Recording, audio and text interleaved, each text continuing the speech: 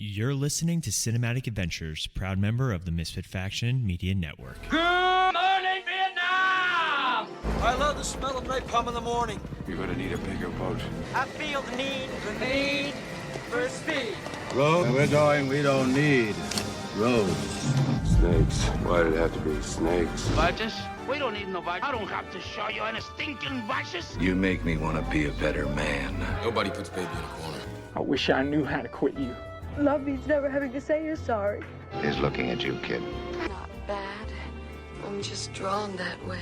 Hello, everyone, and welcome back to Cinematic Adventures. Don't forget, if you guys are listening to us on the go, you can find us on Podbean, Apple Podcasts, Stitcher, Spotify, iHeartRadio, basically anywhere you guys can listen to podcasts. You can also find more of our content on our website, themisfitfaction.com. There you'll find links to not only this show, but some of our other shows like the Multiverse Fancast and MF Uncensored.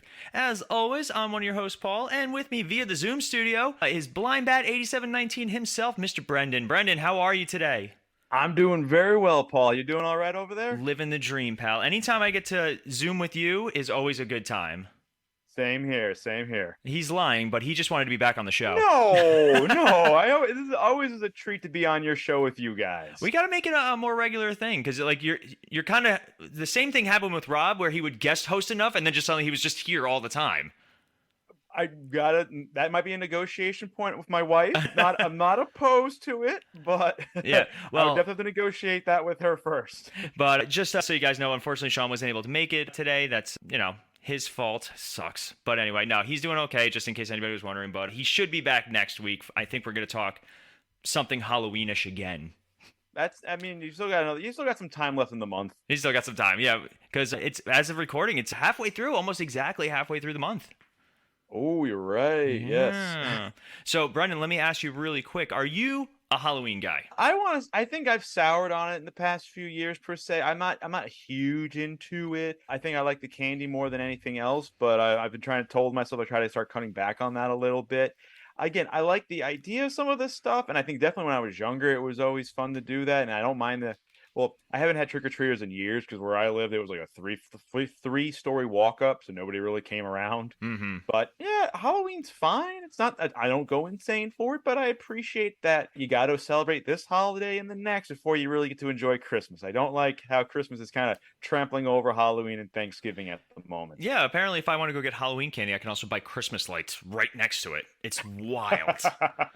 So, but you are, you have a newborn, or, well, yes. Newish born. How old now? 4.5 months. It's going to be 5 months soon. So are you going to dress Zach up for Halloween?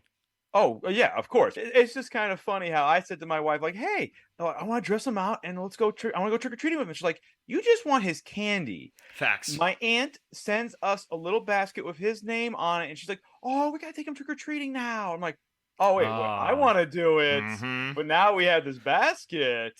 When I want to be obese, it's not okay. No, but like also too for him, like I'm really got a lot of like character outfits for him. So like I just went to Comic-Con in New York and a little disappointed with some of the selection, but we ended up getting like a Hulk outfit for him that he can wear. I just ordered online like some anime ones. So he has like a Luffy outfit. He's a Naruto outfit. He actually has a QB one actually as well. And I got him a Spider-Man one. So whether it's Halloween or not, I have this kid dressed up as some every superhero. month he's something different. I am a little disappointed that you and I did not go to Comic-Con together. We went separate days. I think we'll correct that next year. I will just coordinate with you guys a little bit because I know I'm already putting it out to everyone who wants to go. We're going next Saturday. We are going to be there because this year we got lucky. So quick backstory for those of you guys who care so much about my life and social endeavors. My wife and I were supposed to go to Lake George, and unfortunately that fell through. So then we were going to go to Florida, ironically enough, where Sean was. Sean was at Disney. We were going for a family trip, but I couldn't get off work that Friday. She couldn't get off work that Saturday, so we were going to go for 20 minutes on Sunday, and then fly back on Monday, which was Columbus Day, or Indigenous Peoples Day, either or. So we ended up like, do you want to just go to Comic-Con on Sunday? We're off the next day. So we went to Comic-Con. We got to meet Tom Welling, who played Clark. I saw. That's awesome. He was so cool because what happened was we got online super early for him. So we were maybe 6th or 7th in line to meet him. Nice. And we pre-bought the autograph. We ended up buying a selfie with him too, obviously. And what happened was the handler had to step away for a second while we were up there. So we got to chat with him for a few minutes. He's a local guy. He was born in Putt Valley. Really? Yep. Yeah. We asked him about it. We're like, and you can tell somebody's not actually like they never lived in Putnam Valley when they say, "Oh, Putnam Valley." No, it's Putt Valley. If you live there, it's Putt Valley. Yeah. So he was born there. So like we chatted for a few minutes about that, which was really cool. And then I met Tyler Hoechlin, who plays Superman on Superman and Lois. That is awesome. Both like so cool, you know. And obviously you were there, so you saw some of the other celebrities. Did you get in line with anybody? No, because we only had the one day. There wasn't anybody that I was super like, I got to do this. I thought about like Sean Schemmel, the voice of Goku, because the previous year I got a playmat from Shonen Jump that had all of these Shonen characters on. And I thought it'd be kind of cool maybe to get all their signatures of the voice actors. But I find when I only have one day, I don't want to wait online if there's nobody I really wanted to see. For me, the day I should have gone really was like Friday or Thursday, because then you had Tom Sturgis, the guy who plays Sandman. Dream. Yeah. He was there. You had Sebastian David Stan. David Boreanaz was there, who played Angel back in the day. And then you had Binging with Babish showed up. Andrew Ray, he was there. I'm like, these are the people I would have loved. I would have waited online for that. So apparently Sarah Michelle Gellar moderated the Teen Wolf panel. Yep, but she didn't do any autographs or signings. I would have been online for days if I had to. I mean, her husband was there. Yep, he's big into voice acting. He does a lot of voice acting roles. Freddie He Prinze. was on Star Wars, I think. One of the Star Wars Rogues, I think. Something like that. Rebels, I think it's Rebels. Rebels. But I'm working on my autograph wall. So right now I have Matt Ryan, I have Tyler Hoechlin, I have Tom Welling. I want to make like an actual wall of just all these pictures because I think I have a Sarah Michelle Gellar and a Winston Zedmore somewhere lying around. I have Winston as well. I don't have it hanging up. I have Winston, and I got Jason David Frank. Nice. But so yeah, that was Comic-Con. I wanted to do some panels, but just same thing. We were only there for the one day, and of course, knowing producer Melanie and I, we were very late and we missed like our first two trains. First time was just because we wanted to take a little time in the morning, and then the second time was because we misread the times. So not exactly our fault. If I may suggest for next year, I know it's probably a little further of a drive for you than it is for me, but prepaying for the parking, it's a lot cheaper. It was like $30 maybe or $40 for like just parking. But I found for me, paying the train costs the same nowadays. So prepay the parking, you show up when you want and leave when you want. I just hate driving in the city. I hate it. I hate it passionately. Okay. I understand that feeling. I just want to fight somebody all the time. Well, if we plan this right next year, we'll carpool with my sister. She loves driving. Oh, okay. We'll keep that in mind. All right. So let's actually discuss what we're here to discuss. So before we go completely off topic. So the reason I asked Brennan what his thoughts are on Halloween is because Halloween has three different types of people involved, let's say. You either completely hate it, you're completely indifferent, or you love it to the extreme. Like that's really, whenever you talk about Halloween to somebody, those are the most common responses, though, are either you hate it or extremely love it. Then occasionally, I'm probably more that indifferent side. You're more the indifferent side. So you're actually the rarity in this. Oh, yay! Because like Halloween has become such an adult event now too. With you'll see famous TikTokers or Instagram, like people who just build their entire. Like I have plenty of friends who go nuts for Halloween, and I love Halloween. I'm a huge Halloween guy, but I'm like you, where I'm not a big horror movie fan, which is weird. No, I'm definitely not a big horror person. I firmly believe for me that going to the movies, I should be entertained. So that usually means an action movie, some sort of drama, light comedy, definitely an animated film. I don't go to the movies to be scared. Right. I can if you want to talk like my credentials for hardcore, and I'm putting hardcore in quotes here of like or classic Halloween movies. I think really is The Exorcist. That one I kind of worked my way through because I kind of was told it was good, and I kind of expected things. The last horror movie I want to say I saw was like 1408, I think it was what it's called. And the only way I got through it. The only way I got through is by expecting a jump scare every time. And again, I only went because there was a girl involved. That was really the reason why I saw the movie. Always. I went to go see the worst was Paranormal Activity, which is funny because I actually respect Paranormal Activity, the first one or maybe the second one, I'll argue. Yeah. Because they did something different with the found footage genre. I'm not a big found footage film fan. That was a lot of Fs. Wow. I liked Chronicle because it made sense why he had all the cameras. Like, he was able to make them float and, like... Because, in all honesty, if there's an emergency, I'm dropping the camera and I'm running. I know I'm with you on that, and I think with Chronicle, well, yes, I haven't seen it, but also it was in a different genre. Usually, the Yeah. found footage by that up to that point, I think it really was Blair Witch, which was horror. You had Paranormal Activity, which was horror. So the idea that you had a superhero found footage thing, and maybe a little bit, you had Monster Disaster of Cloverfield. Yeah. But I think it being a different genre gave it a little different perspective, or made it more interesting. Also, if I suddenly got superpowers, you better believe I'd want to document everything about it. Especially in today's day and age where it's all about being that TikTok superstar. Yeah. If you just to jump ship with the She-Hulk, like that's the whole point of Titania's character is to be like a superhero influencer. Yeah, and I'd be all about it. So having you kind of more in the middle and me more towards the Halloween fan side, but also we both agree that we're not big jump scare, scary movie type fans. So that's why this film is interesting. Hocus Pocus and Hocus Pocus 2. Now, Sean and I did our episode on Hocus Pocus last year, I believe. So we have talked about Hocus Pocus. But Brendan, I don't know your thoughts and opinions on the 1993 cult film, because now this film has a following all its own. It is a wild, rabid fan base that comes out. It's kind of like Mariah Carey's All I Want for Christmas. When the season starts to change, it suddenly starts peaking out. And then You're suddenly totally it's right with that analogy. like suddenly I see Bette Midler memes everywhere. So give me some thoughts on the original Hocus Pocus first. I think I'm trying to remember because I did see this when it first came out when I was younger. I think at times I was bored with it at points. I think more in the middle when they think they're trying to save the day and they're kind of like canoodling up in the watchtower or whatnot. Then I'm like, sleepy time. But I think this wasn't for me at times. I feel like because the primary story is about the guy trying to get the girl and he's being awkward about it. And I always feel I'm so empathetic with people where it's like I feel that awkwardness too because there's probably some trauma of my own awkwardness back in my head replaying every time I see this on a screen. So I was like, okay, kind of cool. And then like it's fine. I think not the dance, but the one song number was pretty cool. I think that I think they did a good balance of like a little bit of spooky, but ultimately like it's like safe horror that you're like, okay, this is going to be kind of fun, a little spookiness, and I think it had a nice mix of things, but ultimately it's not something where I'm like, oh yeah, I gotta watch this every year. I'm like, okay, I saw this. I'm good. I don't really want to watch that. I mean, oh, you haven't seen it before? Okay, we'll watch it now, but not again. Yeah. So for me, like this is one of those movies that it starts off the season for me, right? It's just like there are plenty of movies that we watch to kind of get us into the zone for whatever season. Like I don't know your thoughts on Christmas movies. They should only be playing during the Christmas season, but I like my Christmas stuff. I think my wife loves Elf. I'm not a fan of Will Ferrell, so that usually puts me in the minority there. No, you know what? That's actually fair. Yeah, I don't really. I like my Christmas movies. I feel like I think every year I'd have to watch A Muppet Christmas Carol because that is one of the best renditions of Christmas Carol out there. That's when I have to watch. If Die Hard's on, I'll definitely watch that.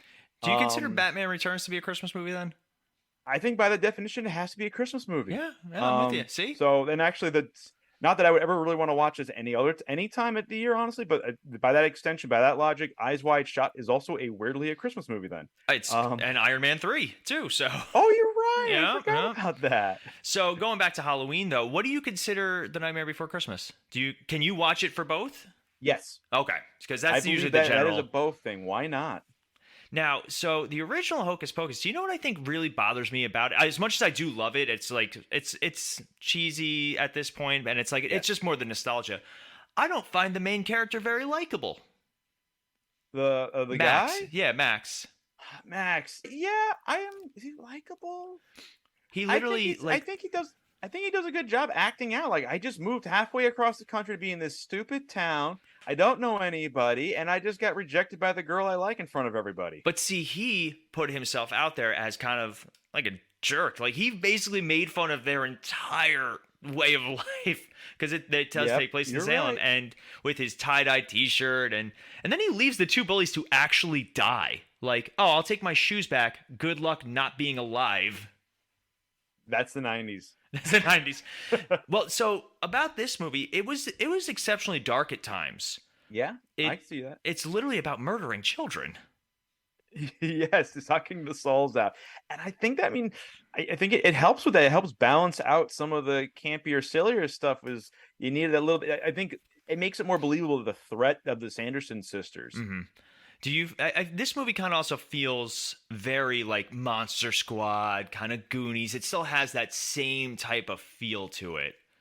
I think because didn't the Goonies only come? Goonies came out like '89ish, I think. So yeah, I like. Yeah, that it's kind of the easy trope to go with, and I think that was definitely a different feel from the sequel, and we'll save those thoughts for later. But yeah, I think that was a fun thing, and I think this definitely had a more straightforward idea of, kid doesn't know the ritual, the story of the Sanderson sisters, so he becomes the fool who tests, I don't believe in this, and then, oh man, I should believe in this now because it's actually real, which is another sort of horror trope at times. Hmm. And I think them playing it a little more serious was really kind of, was good for the movie, and I think had that little adventure was good. I found it to be relatable to both the young kids. They saw a little bit in Danny, being the little sister. Yep. Then you and I were able to more relate to Max, he's just trying to get the girl and kind of move on from where he was. That his room was the coolest. He had like the watchtower thing in his room. He had the drum set. Like, it was wild.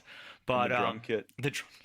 So before we take a break and jump into the sequel, do you have a Star City rating for Hocus Pocus? If I had to pull one out, I think it's a perfectly fine movie. I just probably put it at 3. That's fair. It's entertaining. I don't think it's really terrible. So if you haven't seen it, go watch it. All right. So with that, we are going to take a quick break. And if you want to hear my thoughts on Hocus Pocus and Sean's thoughts, make sure you guys check out our previous episode. I'll make sure I link it during this week so that way anybody who wants to give it a re-listen or listen to it for the first time can. So we're going to take a quick break. And then when we come back, we're talking Hocus Pocus 2. Hey guys, it's Paul, and the Misfit Faction is looking for your help. We are trying to grow not only our network, but also grow our brands, and the best way to do that is if you guys are looking to start your very own podcast. Maybe you guys have been listening to us for a while. Maybe it's something you guys have always wanted to do, but you're not sure how to get started. If you go to podbean.com/misfitfaction, you guys will get a month of free podcasting on us. That is a gift from us. So make sure if you guys are looking to start your own show, you reach out to us and go to podbean.com/misfitfaction. Also, maybe you guys have your own online business or service that you're always looking to grow, and advertising is a very big part of that. If you guys go to sponsorship.podbean.com/misfitfaction, you guys can get $100 worth of free advertising, again, as a thank you from us to you guys. That's sponsorship.podbean.com/misfitfaction. All right, we are back, and we are finally talking about Hocus Pocus 2. And I say finally because, wow, did this movie take a long time to come out. You're right. Let's see. It came out this year in 22. The first one was 93, so it's literally almost like 30 years. Yeah. So we got to unpack that first. Yeah. So 29-ish years. Let's start with the fact that they brought back the original Sanderson sisters. I think is a big deal because a lot of times growing up the way we did when Disney would do their sequels, and even though just straight to the video ones, something like Aladdin 2, Aladdin 3, Lion King 2 and whatnot, they didn't always get the original people. So right. You notice right away, like, it just felt different because it's not the same voices. So I think the fact that they got the original actresses back was a big selling point for this. Absolutely. And I don't think that this movie could have worked without them. Even Totally. if they just brought back one out of the 3, they couldn't do it. No. So we have a lot of movies where they'll have these long gaps, and they either they're okay, passable, fine enough, or they're terrible. And then you get the very rare like Top Gun Maverick, which was fantastic. That was good. So where would you find this movie, just to kind of jump the gun on our opinions? I would find this one as it's fine. I mean, it's definitely not the Top Gun Maverick level. I think because they got the original 3 witches back, I think this puts it above a lot of these long overdue sequels. Whether this even needed to be a sequel is a whole other thing. Oh, I forgot. Apparently, sorry, that was my wife reminded me of something I didn't watch last night on the movie. So, but yeah, I think that this movie did a little better than a lot of other long overdue sequels does. Right. It does kind of rehash a little bit of the original story because it has to follow the rules of the Sanderson sisters, basically. That was something in the trailers really turned me off to this movie, because you watch the Right. trailer, I'm thinking this is exactly the same thing they did back in 1993. They just changed some of the main cast, the younger cast a bit, but it seems to be plot point for point the exact same idea. And I was like, why am I going to watch this? I am glad though that they did change it up. We got to learn a little bit more about the Sanderson sisters, what they were like as kids. Which is one of the better parts of the movie. The only thing is they went really too far with the girl who played Winifred. Like, they went so far. I don't know if you're the exact same you were when you were like 15, because for full disclosure, Brendan and I are in our 30s. We won't give exact numbers, but I know that I might have had some of the same quirks or trademarks, I guess, but I was definitely not the same person I was when I was 15. I hear you with that, and I think unfortunately that's just one of the things that befall victims of the fact that it's a movie, and they sometimes assume the audience is dumb, and they gotta make it really easy for a one trait of like, it's not enough just to have the hair and the teeth. You kind of have to act the same, otherwise the audience won't believe that this was the same character. Whatever. I don't know. At times it was just a little much. I was like, oh my god, like, she's literally doing it's like, don't get me wrong, it was fantastic casting. Like, the kid really looked like a young Bette Midler, but I was like, oh my gosh, like, she's really hamming it up a little bit. Okay. All right. I mean, I think, yeah, but I think also if you want to try and put a positive bit to it, I think you could say it shows maybe how immature she, or how the lead, Bette Midler's character, never really grew per se. She always was kind of like the same person her entire life and never really got beyond this one indignation or something like that, Yeah, but I think seeing them as children and kind of getting that backstory, it made Winifred, and this, by the way, full spoilers for this movie. We are not going to hold back. We are going to literally spoil beginning, middle, ends, whatever we kind of want. But one thing that showing the backstory led to more, like, a bigger impact when Winifred actually sacrifices herself for her sisters. Totally. If they don't have that scene, you're just like, oh, okay, sure. You don't. Whereas, yeah, this scene definitely helps sell the ending of the movie. Mm-hmm. So I think to see character development, that was the one thing that I was not expecting from the Sanderson sisters. Agreed. And we also have Sarah Jessica Parker coming back as Sarah. Same ditzy girl.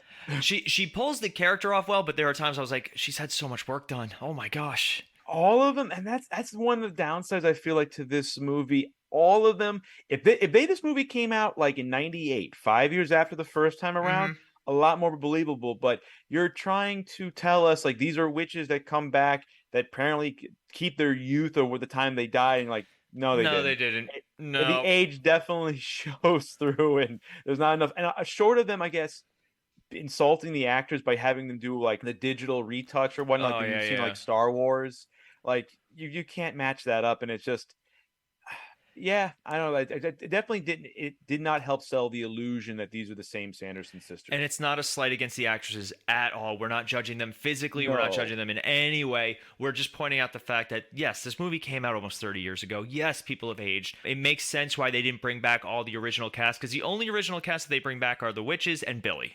And Billy's under so much makeup that you couldn't even tell. But I didn't even know it was the same guy. Oh, yeah. And he talks a lot more in this movie. Kathy Najimy, I think is how you say her last name, is Mary. She actually looks really good. She lost a lot of weight from the first movie. She did, yeah, definitely. And apparently her smile is now on the other side. Yep. So I guess they explained it like she got Winifred hit her and it switched the smile over. I would not be, to me that feels like a change that totally would be in character, that you told me, oh yeah, no, it totally makes sense for her character that would switch sides on her. Oh yeah, I'm actually with you. I have a mole. But we have some of the new cast though. So the biggest thing when they announced this movie was, we're bringing back the Sanderson sisters. Anybody else? What? No? All right, just them. And Billy, obviously, like we mentioned. Yeah. But they don't bring back any of the other original casts. I think that's a good call, honestly, because I think like a lot of times when you do these sequels and you bring everybody back, well, what story can you kind of tell? I think like, yeah, I know like when like Jurassic Park came out and they did Lost World, I really wanted to see some of those actors like, oh, hey, why aren't they doing this again? Because by that point I was conditioned that sequels have all the same characters in them. And so I'm kind of glad, because like, what are it's essentially, if they bring the original cast of the kids back from the first movie, this is just it chapter 2 again, but for ABC. This movie, unfortunately, has a very Disney Channel original movie feel to it. And not Yes. that's not a bad thing. Like you and I grew up on Disney Channel original movies. We could probably rattle off 1,000 of them that we watched over the years. But to have Hocus Pocus, which was a full-length feature film with a feature film budget and all these things, and was ahead of its time in a lot of ways, and has only grown in appreciation. It blows my mind that sometimes watching this, sometimes I was like, what is happening with that green screen? I don't think I saw that as much. I didn't know. I think the thing what sells it for me about being different, really, sometimes the angle choices, because like they do that weird, like it's a 3/4 tilted thing where they cant the camera a certain way. And you're like, make it look different, but you're like, that's very much something they do on TV to make something like a TV movie look more impressive than what they're actually doing. And then it definitely had a predictable plot in terms of the new not minor characters, because obviously the Sanderson sisters are the stars, but basically the plot moving characters. So yes, we have Whitney Peak as Becca, Belisa Escobedo as Izzy, and Lila Buckingham as Cassie. We also have Tony Hale as the mayor of Salem. He also plays the Reverend in the beginning. They introduced Hannah Waddingham as the Mother Witch, who's basically just in the first scene and then, at the end. And then a bunch of other minor characters. So what did you think of the new characters? Did any of them stand out to you? Did any of them have the same impact? I liked all of them, honestly. I kind of liked that they went with this different. I liked that they went with this girl, kind of like girl power thing, and then right away they setting up the conflict of like, here's a fractured friend group that clearly, the boy kind of broke up the group. At least that's the impression you get, which I think is a typical high school thing, and it's showing. And they're at that age of becoming women and whatnot. Because again, the lead girl, and I'm already screwing up her name. Whitney Peak as Becca. So it's her birthday, so she's turning 16, which is really important in a lot of society groups. And apparently becoming a witch. And becoming a witch is one of them. And then the other girl, Cassie, she's got a boyfriend. So those are things that were showing signs that we're, and they're like, why, every year on my birthday we do this thing we did since we were 5. Well, it's, the growing pains of life. And I think that was kind of a nice thing that they threw in there to be a little different from the trio we were expecting, maybe if this was a carbon copy. Right. So I really liked them. The only thing I will say, but it's funny, like, and I don't know, I feel like everybody had their own role. You knew that Becca was the leader. Cassie was the one who kind of ditched him for the boyfriend, and then Izzy was trying to be the peacemaker, which I feel like is each one of those roles that somebody can relate to. Right. In terms of other characters, we also have Sam Richardson as Gilbert. He owns the magic shop, and he tricks them into summoning the Sanderson sisters. Yeah, I wasn't expecting that, actually. I'm like, I was a little weirded out by the motive where basically he just saw them and then followed them to the graveyard and watched them die viciously. So it was like his motives were weird. I think they could have done a little bit better with that, but in all honesty, like, it works for the sake of the movie. Yeah, you're right. I agree with you. Like, oh, so yeah, you saw them and you're like, I need them to come back. But I'm guessing a little bit, maybe it's a power thing, like a power trip thing, because he felt like he saw these people were powerful because he had just gotten his candy stolen. It's like, I want to learn from them, and I can see that's maybe what he latched on to. Maybe it's a very strange, but he and Billy have a fun dynamic, and he does have one of the best scenes in the movie where he's retelling the story of the Sanderson sisters, and one of the kids goes, "What's a virgin?" And he's like, it's a very funny scene, because that was the question, right? Movies are very different than they were in the 80s and early 90s. Yes. Very different. Content-wise alone. Like, things that would get you a PG-13 rating were in G movies. Like, it is, you can't even find a G movie anymore in a theater. What was Paddington G? That's the closest we're going to get, I think. Paddington was actually PG still. Like, it's wild. Like, even just having a cigarette in a movie, just even holding it, not even lit, PG, I think it automatically bumps you up a rating. It's wild. Wow. So the fact that I think this benefits from being on Disney Plus, where they could kind of still be a little dark. Again, they're still trying to kill kids. Yes, they are still trying to kill kids in this one. And they mentioned the virgin thing. I feel like that was the biggest thing for them, really, because like that was very much the priority in the first movie. And this time around, I was like, no, we're just going to go straight for power. And they want to get revenge, too, which is even more interesting, on the descendant of the Reverend. Oh, yeah. I find it yeah, that's a big deal this time around. Like, you don't think his descendant was around the first movie too? So, do you? The only thing that really kind of takes me out is how long they were in this freaking Walgreens. Oh, It was a yeah, jarring scene. I mean, like they're playing. I mean, that was an aspect of the first movie which made sense of like these were witches from 1600 Salem or whatnot. And they're in the they're in the 20th century, 300 years later. Yeah, everything is going to look a little different and new. And just now to kind of redo that again, like ladies, like it's been 20 years or 30 years. Like I'm pretty sure you're like, okay, this isn't as surprising to see. Like I think we saw one of these last time we were around. Yeah. Speaking of things we saw the last time around, they do a lot of musical numbers in this.